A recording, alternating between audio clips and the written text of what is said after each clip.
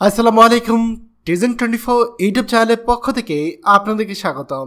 আজকের এবারে খবরে আলোচনায় রয়েছে সৌদি আরবে সবচেয়ে কম বেতন পান বাংলাদেশিরা।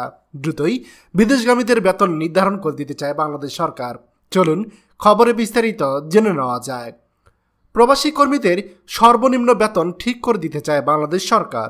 কারণ সৌদি আরব, মালয়েশিয়া, আরব আমিরাত সহ মধ্যপ্রাচ্যের বেশ কিছু দেশে প্রতি বছর কয়েক লাখ প্রবাসী বাংলাদেশি কর্মী যেয়ে থাকে, কিন্তু সেখানে গিয়ে অনেকেই কাজ পান না, বেতন নিয়ে সমস্যায় থাকেন অনেকেই।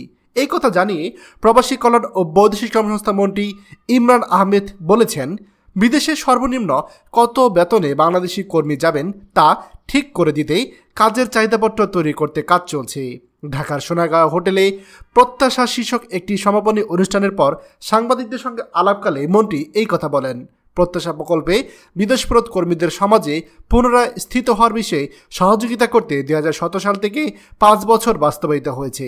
মন্ত্রী বলেন, কোন দেশে কমপক্ষে কত বেতন হলে কাজের চাহিদাপত্র গ্রহণ করে তা পরীক্ষা করে দেখছে মন্ত্রণালয়। সৌদি আরবে বাংলাদেশি কর্মীরা যে কাজ 800 রিয়ালে পান, একই কাজে অন্য দেশের কর্মীরা দক্ষতার জন্য প্রায় 1000 থেকে 1500 রিয়াল পান। এমন তথ্য দিয়ে মন্ত্রী বলেন, বাংলাদেশি কর্মীদের দক্ষতা বাড়াতে হবে। বিদেশে যেতে বাংলাদেশি কর্মীদের অতিরিক্ত অভিবাসন ব্যয় খরচ নিয়ে প্রশ্ন করা হলে মন্ত্রী বলেন, যে দেশে কর্মীরা যায় সেখানে বাংলাদেশের নিয়ন্ত্রণ থাকে না। বাংলাদেশের সরকারের লক্ষ্য মানুষ পাঠানো, যে কারণে অনেক কিছুই হজম করে নিতে হয়। তবে অন্যায় যাতে না হয় সেদিকে নজর রাখা হচ্ছে। মালয়েশিয়ার সাথে বাংলাদেশে সমঝোতা স্মারক অনুযায়ী প্রতি কর্মী নিতে 80,000 টাকার বেশি খরচ হওয়ার কথা নয়, কিন্তু রিক্রুটিং এজেন্সিগুলো নিচ্ছে 2 থেকে 3 লাখ টাকা, আবার অনেকে তার থেকেও বেশি নিচ্ছে। দেশটির যত কর্মীর চাহিদা তার থেকে 20 গুণ বেশি কর্মীর কাছ থেকে 20 গুণ বেশি টাকা নেওয়া হচ্ছে, এমনকি স্বাস্থ্য পরীক্ষার নামে টাকা নেওয়া হচ্ছে।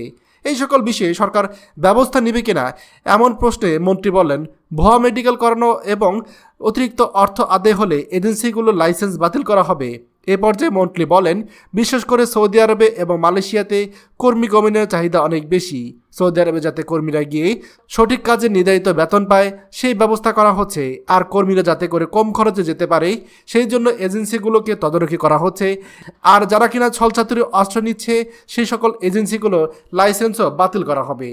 প্রিয় প্রবাসী ভাইয়েরা, খবরটি আমাদের সকল প্রবাসী ভাইদের সাথে এক্ষুনি শেয়ার করে সবাইকে এই গুরুত্বপূর্ণ খবরটি জানার সুযোগ করে দিন। আর আপনি যদি আমাদের এই চ্যানেল তো হয়ে থাকেন, অবশ্যই আমাদের চ্যানেলটিকে সাবস্ক্রাইব করুন প্রবাসীদের সকল গুরুত্বপূর্ণ খবর সবার আগে পাওয়ার জন্য। ধন্যবাদ সবাইকে।